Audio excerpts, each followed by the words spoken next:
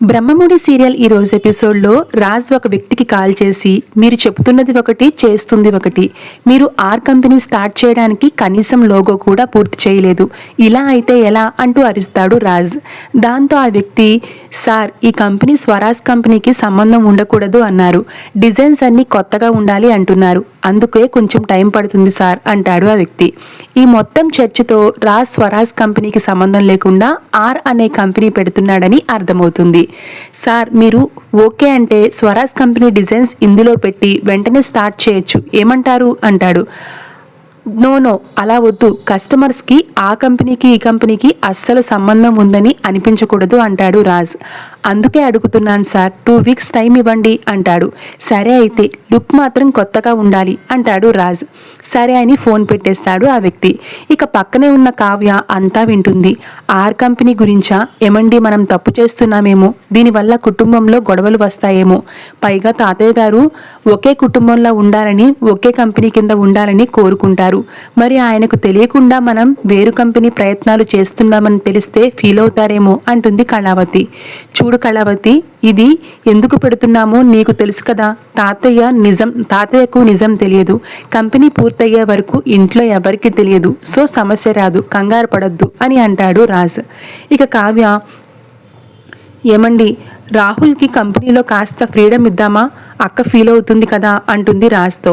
అలా ఇవ్వలేం కళావతి, రాహుల్కి బాధ్యత అలవాటయ్యే వరకు చూద్దాం, వాడు మారాక మీ అక్కే హ్యాపీగా ఫీల్ అవుతుంది అని సర్ది చెప్తాడు రాజ్. ఇక సీన్ కట్ చేస్తే రాహుల్ తొంగి శృతిని చూస్తూ ఉంటాడు. పిఏ గారు ఒక్కసారి ఇలా వస్తారా అంటాడు. సార్ వస్తున్నా అని చెప్పి శృతి మనసులో దొంగ సచ్చినోడు, పనిపాట ఉండదు వీడకు అని రాహుల్ క్యాబిన్కి వస్తుంది. ఏం కావాలి సార్ అని శృతి అంటే, ఏం కావాలన్నా ఇస్తావా అని తప్పు అర్థం వచ్చేలా మాట్లాడుతూ, ఆడిటింగ్ ఫైల్ కావాలి తే అంటాడు. దాంతో శృతి మనసులో గట్టిగా తిట్టుకుంటుంది రాహుల్ని.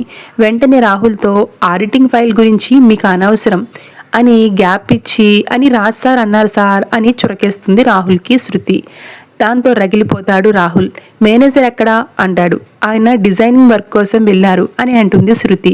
అవునా, సరే ఆడిటింగ్ ఫైల్ ఆయన క్యాబిన్లో ఉంటుంది కదా, నేను చూసుకుంటాను, నువ్వు వెళ్ళు అని శృతిని పంపి రాహుల్ మేనేజర్ క్యాబిన్కి వెళ్తాడు.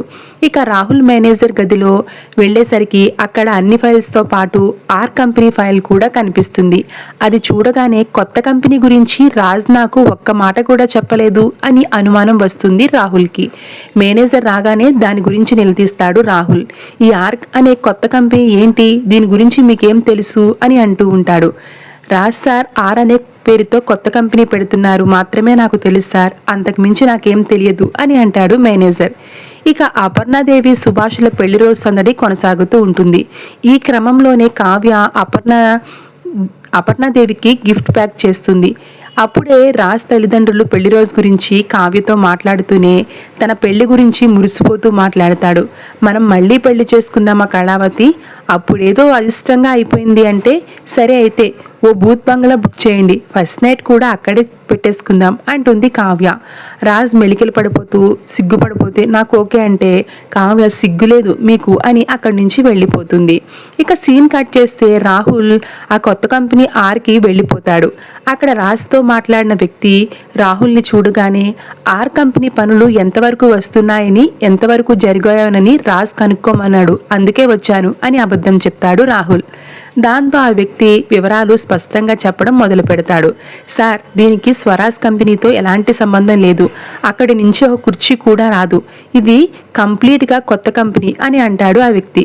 దాంతో రాహుల్కి సగం అర్థమవుతుంది, సగం అర్థం కాదు. రాహుల్ మనసులో అఫీషియల్గా ఆ స్వరాజ్ కంపెనీ నుంచి రాదు, కానీ అన్అఫీషియల్గా బంగారం డబ్బు అన్నీ వస్తాయన్నమాట అని తప్పుగా అర్థం చేసుకుంటాడు. పైకి మాత్రం ఓకే నేను రాజ్తో అన్ని విషయాలు చెప్తాను, మీరు వర్క్ త్వరగా కానివ్వండి అని చెప్పి రాహుల్ ఇంటికి వస్తాడు. ఇక ఇంటికి వస్తున్న రాహుల్ని రుద్రాని ఆపి మాట్లాడబోతే విసుగ్గా లోపలికి వెళ్ళిపోతాడు. అది గమనించిన స్వప్న ఇక రాహుల్ దగ్గరికి వెళ్ళి ఏమైంది రాహుల్ అని ఆరా తీస్తుంది. దాంతో స్వప్నకి అంతా చెప్తాడు రాహుల్. అయితే తాను అర్థం చేసుకున్నదే స్వప్నకి చెప్తాడు. ఆ రాజ్ కావ్య ఆ రాజ్ కావ్య ఇంట్లో వాళ్లను మోసం చేస్తున్నారు. ఈ కంపెనీలో లాభాలన్నీ ఆర్ అనే కంపెనీకి తరలిస్తున్నారు స్వప్న. మనకు సరైన ఆధారం లేదు నిలదీయడానికి. రాజ్ ల్యాప్టాప్ దొరికితే దానిలో సమాచారం అంతా ఉంటుంది స్వప్న, కానీ మనకు అది ఎలా దొరుకుతుంది అని అంటూ ఉంటాడు రాహుల్. దాంతో స్వప్న అదెంత పని, రాజ్ ల్యాప్టాప్ని దొంగిలించి తీసుకుని వస్తాను అని వెళ్తుంది.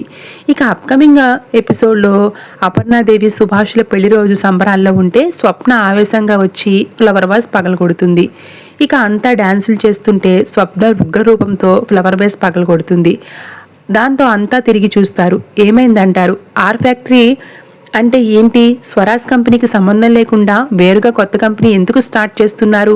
లెక్కలేని డబ్బుని, కేజీల గోల్డ్ని కొత్త కంపెనీకి మళ్లిస్తున్నారు అంటూ అరుస్తూ నిలదీస్తుంది స్వప్న.